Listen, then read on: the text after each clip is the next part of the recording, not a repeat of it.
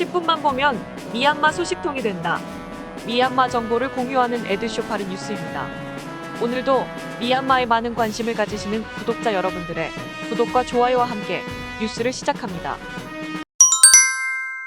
2022년 3월 7일 꺼친주 깜바익딜 국경무역 게이트가 폐쇄되면서 바나나를 선적한 트럭 800여 대가 움직이지 못하고 있어 중국 바나나 수입업체들이 항의를 하였습니다.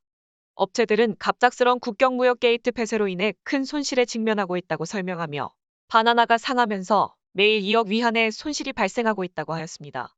3월 초 중국 당국은 세관 직원과 트럭 기사가 코로나19 확진 판정을 받으면서 샨주 무세 타운십에 있는 깜바익딜 국경무역 게이트와 진산조 국경무역 게이트를 포함한 대부분의 미얀마 중국 국경무역 게이트를 일시적으로 폐쇄한 바 있습니다. 경찰 커뮤니티의 정보에 의하면 마약 또는 알코올 남용 관련 범죄로 유죄 판결을 받은 사람들을 대상으로 경찰 복무 강요를 하고 있다는 이야기가 나오고 있습니다. 경찰은 만취한 젊은이들을 음주 및 마약 관련 혐의로 체포하여 국민방위군 관련자로 기소하겠다고 협박을 한다고 합니다. 음주 및 마약 관련 혐의는 종종 경범죄로 몇 개월 징역을 받는 경우가 많지만 국민방위군 관련자로 기소가 될 경우 10년 이상 징역을 받게 될 수 있기 때문에 처벌 대신 경찰 복무를 하도록 강요를 하는 것으로 알려지고 있습니다. 공식적으로 확인된 바는 없지만 이런 경찰 복무 강요를 하는 것이 사실이라면 최근 탈영병 증가와 교전으로 인한 사상자가 많이 발생하면서 병력 보충을 하기 위한 것으로 보고 있습니다. 하지만 쿠데타 초기의 일부 현지 언론에서 국가관리위원회가 중범죄자를 특별 사면하고 마약을 투여하여 지역사회를 혼란시켰다는 보도를 하면서 혼란을 초래한 사례가 있었기 때문에 이 소문을 근거로 어떤 비난을 하기에는 주의가 필요할 것으로 보입니다.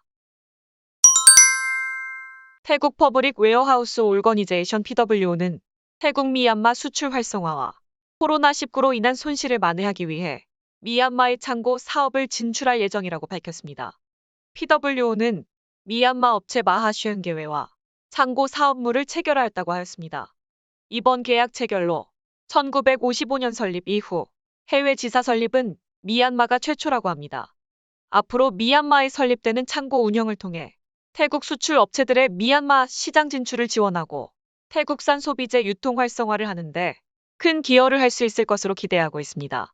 또한 태국에서도 대두 200만 톤 이상과 동물 사료, 콩도 미얀마에서 수입을 하고 있어 수입 활성화도 기여를 할 수 있을 것으로 보고 있습니다.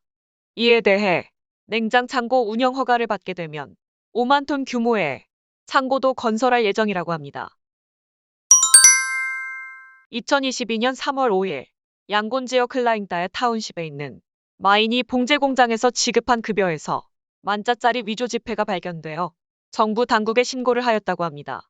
급여일에 지급된 노동자 급여 중에서 일련 번호가 동일한 만짜 위조 지폐가 발견되어 정부 당국이 조사하는 과정에서 인사 담당자가 도주를 하였다고 합니다. 이에 인사 담당자의 자택 수색을 진행한 결과 같은 일련 번호로 된 위조 지폐 107장이 추가 발견되었고 그녀의 남편을 체포하여 조사 중이라고 합니다. 이전에는 에야와디 지역에서도 위조 지폐 유포가 되는 것이 발견되어 경찰에서 조사를 하기도 하였으며 최근 경기 악화로 인해 위조 지폐 사건이 자주 발생하고 있어 주의가 필요합니다. 양곤경찰청은 딸린 타운십 GTI 대학교 인근에서 홍콩 리더원 봉제 공장 법인장에 본인의 알파드 차량에서 숨진 채로 발견되었다고 밝혔습니다. 2022년 3월 4일 오후 4시경 법인장은 람마도 타운십에 있는 사무실에서 노동자 급여 지급을 하기 위해 현금을 가지고 공장으로 출발하였다고 합니다. 이후 시간이 한참 지나도 공장에 도착하지 않아 경찰에 실종 신고를 하고 거주하고 있는 스타시티 자택부터 수색을 시작하였다고 합니다. 유기된 시신과 차량을 발견했을 때 운전기사와 노동자 급여는 사라지고 없었으며 경찰은 사라진 운전기사를 유력한 용의자로 보고 수배 중이라고 합니다.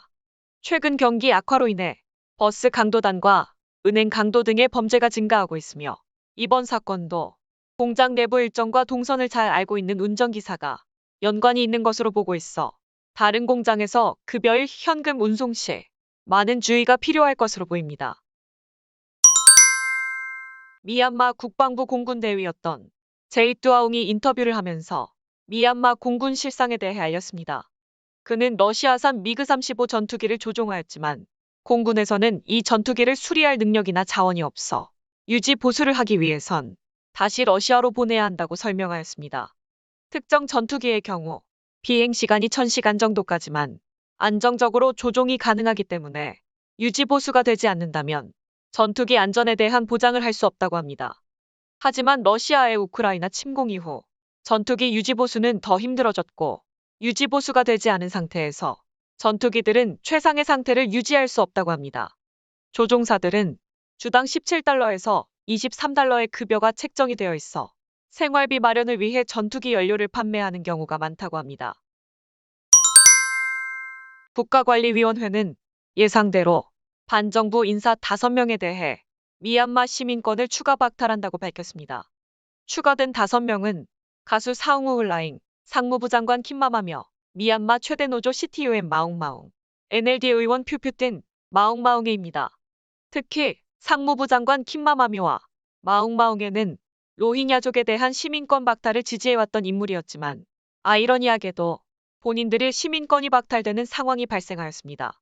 하지만 시민법 박탈의 근거로 제시된 시민법 조항들은 로힝야족 탄압에도 주로 사용되면서 많은 논란이 제기되고 있으며 국제법에도 위반되는 사안들입니다. 2022년 3월 12일 느웨이오와 깐사떼 여행사는 거친주 뿌따오 타운십에 있는 퐁깔라지 산 신규 관광지 홍보를 위해 여행 관계자들을 초청하여 설원 관광 프로그램을 소개한다고 합니다. 느웨이오 여행사 관계자는 지난 3월 8일 미얀마 관광객 유치 활성화하고 소수민족들의 사회경제적 상황 개선을 위해 신규 관광 프로그램을 개발하였다고 설명하였습니다. 이번 초청 행사에는 양곤과 꽃다옹에서 온 여행 관계자들에게 신규 관광지에 대한 소개와 함께 지식을 공유하는 자리가 될 것이라고 합니다. 미얀마에서 유일한 설원을 볼 수 있는 퐁깔라지산은 12월부터 3월 사이 방문하기 좋으며 그동안 여행자들이 정글 트랙을 이용해야 하는 불편함이 있었지만 오토바이 전용 도로를 건설하면서 왕복 6박 7일 코스로 여행이 가능하게 되었다고 합니다. 거친주 북부에 위치한 해발 5,881m의 산은 동남아시아 본토에서 가장 높은 흑하카보라지 산을 포함하고 있다고 합니다.